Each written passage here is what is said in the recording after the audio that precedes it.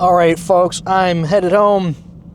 We're going to YouTube. I might even do 2 videos on the way home if I can remember to stop and start. But this one, I just lost it like an idiot, is going to be about...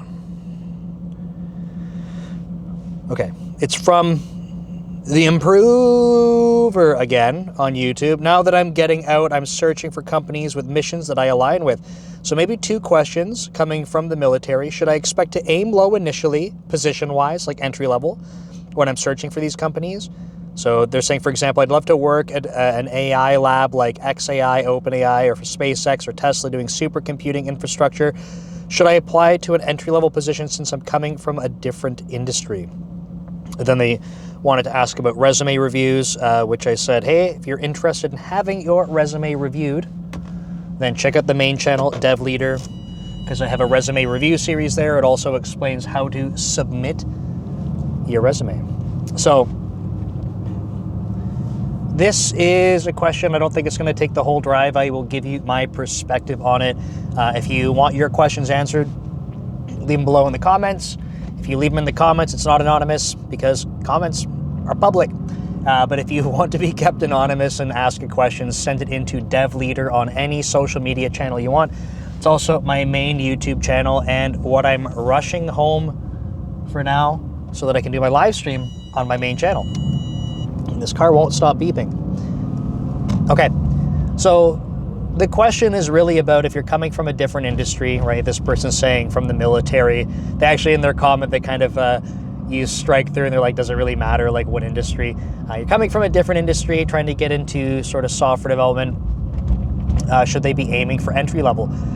And then the other thing that they're kind of layering onto this too is they did call out what I would say are probably going to be like absurdly competitive companies. And so I think there's a couple elements here.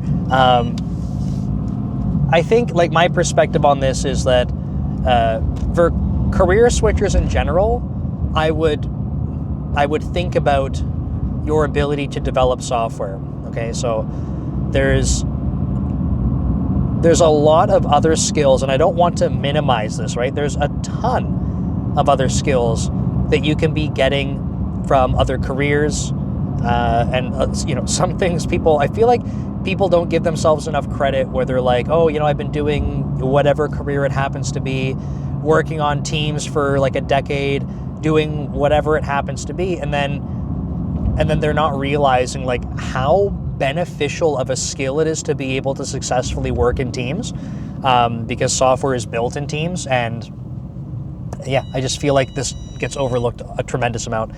But when it comes to your technical skills, right, this is something where I would say, like, how much experience do you actually have building software? And I understand, like, obviously, if you're coming from a different industry, you might say, like, I haven't professionally built software before. I'm not saying you have to, right? But if you've had minimal experience, because I think I've heard some people saying, because I've interviewed people on my main channel, Dev Leader, and some people who've switched over careers, they're like, I was working in a marketing job, or I was doing something in a different career path, and then got exposed to some stuff that was kind of like scripting or with some HTML, and then started doing some more front-end work or started building more scripts or whatever. And then they go, holy crap, like, this is pretty cool. Like, this is really interesting. And then they get kind of hooked on it. So some people end up building some things in the workplace, even though that's not been their career path at all, which I think is great if you have that opportunity, but not everyone does. So I'm not trying to limit you to just that kind of experience, but I would say, how much time have you spent building software? Because if you go on to say, well, professionally none, and then also like, I've been looking at programming tutorials for a few weeks, I would say, well, like, yeah, like, expect absolutely entry level. Absolutely. And that's not to say like, you're not smart or you're not good or anything like that. It's just like, you are, by definition of a software developer, you're going to be entry level, and that's okay.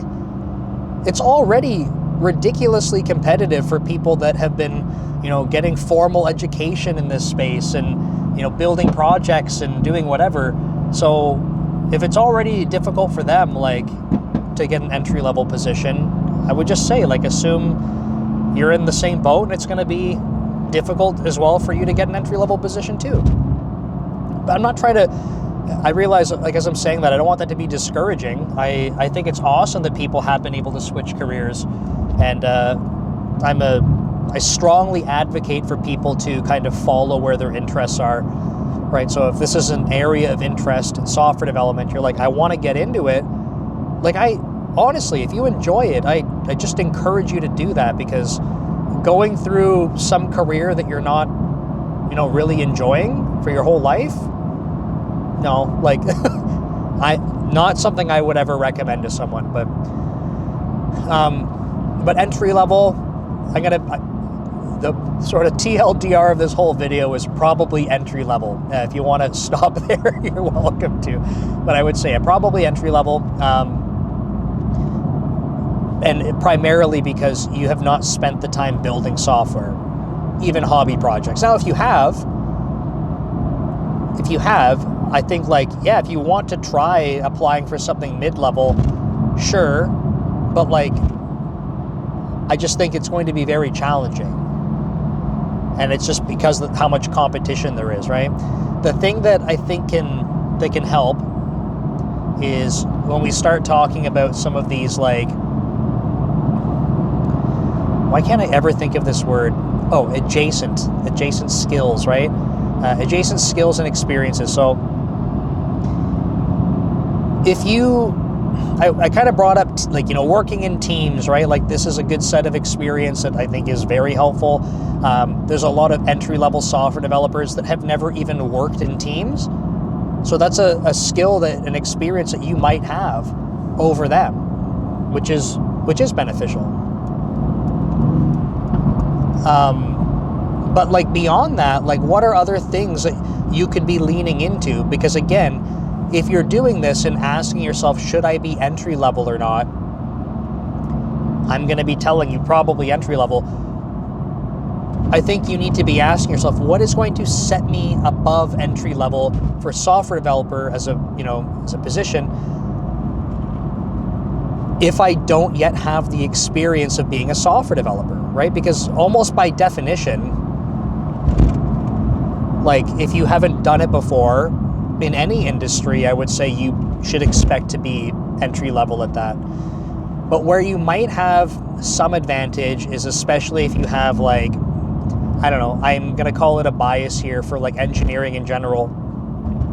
I think if you're coming from a background of engineering, depending on where you're applying to, this could actually be a big benefit, because engineering is problem solving. It's going to be analysis and weighing out pros and cons, right? And a lot of software development is truly based on this. There's a lot more to it. But I would say, like, software engineering fundamentally is you're trying to solve problems. You have a bunch of different options and different paths you could go down, and you need to be in a position where you can do the analysis to make the right decision with the best information you have at hand, right? So if you have experience in an engineering role, then I think that this could definitely set you up for some adjacent experiences. Get over one more lane here. Actually says it's going to be, like, a very quick drive home somehow. This never happens, but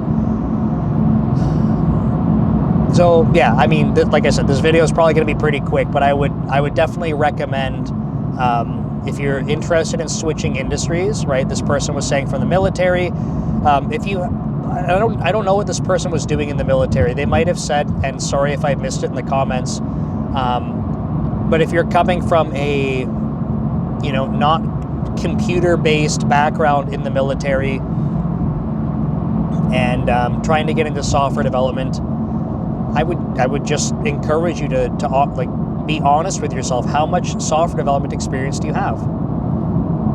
Because it's probably going to be the thing that dictates the most what level you should be coming in at. I would wager it's probably at entry level. If you're listening to this and, okay, so let's say you're not coming from the military, pick whatever background you want. If you're like, okay, I've been doing graphic design, or I've been doing accounting, whatever it is, and you're able to say, yeah, but I've been building on the side like hobby programs, and I've been, building software for, a few years or something like that. Okay, like we might be able to, in my opinion, we might be able to make a stronger case for something above just entry level, right? Perhaps. And that's great, right? Because you have had some experience building software. But I would just say, I want to say this not to discourage you. I just want you to think, like, consider the competition. And if you're like, yep, I still feel confident in that, then apply for sure. Apply for mid-level roles. Nothing wrong with doing that. I would just say don't be discouraged, right? So if you're like applying for mid-level and you've kind of had your sights set on it, if you're applying and not getting it, then I would say, hey, look, like maybe the reality is, based on the job market, going for something that is more entry level is not a bad move. And then you're at least foot in the door, building that experience, getting to do what you wanted to do, build software, and then you can grow from there, right? Like, that might be a great strategy. So I personally just wouldn't get caught up on what you're coming in at. I think that if you're interested in the space, my suggestion would be get into the space, right? Do what you can to get in, and then from there work on building up your experiences in your career as a software developer. So I think I'll wrap it up there and then try to crank out another vlog video. I just wanted to make a video response for this person. But yeah, it's a short one. So thank you so much for watching. I will do a friendly reminder that if you like these types of conversations that are one-directional, and you're like, hey, I would really like to be able to engage and ask questions and stuff, then check out my main channel, Dev Leader, on Mondays at 7 p.m. Pacific. So every Monday, unless I'm sick or on vacation, I do a live stream at 7 p.m. Pacific, stream to every platform. So if you're watching this on YouTube, you can find me on YouTube, but it's my main channel, Dev Leader. And the way that I do this is that I usually pick one of the more popular topics from Code Commute. I write a newsletter article on Saturday, or I send it out on Saturday, and then I use that topic as the basis for my live stream. Now, the live stream is an AMA format though, so if people are asking questions, I will dedicate the entire time to the chat, right? That's my goal. I would much rather you talk to me in the chat so that I can answer questions for you versus me just kind of regurgitating, newsletter content and stuff. So please feel free to join me there. I hope to see you there. There's been a bunch of people that have come over from Code Commute to join the live streams. It's really cool to see, because they'll leave comments on this channel and then they'll go check me out on the main channel and engage in the chat. So hope to see you folks there, but I'll wrap this one up and I will start the next one. Take care.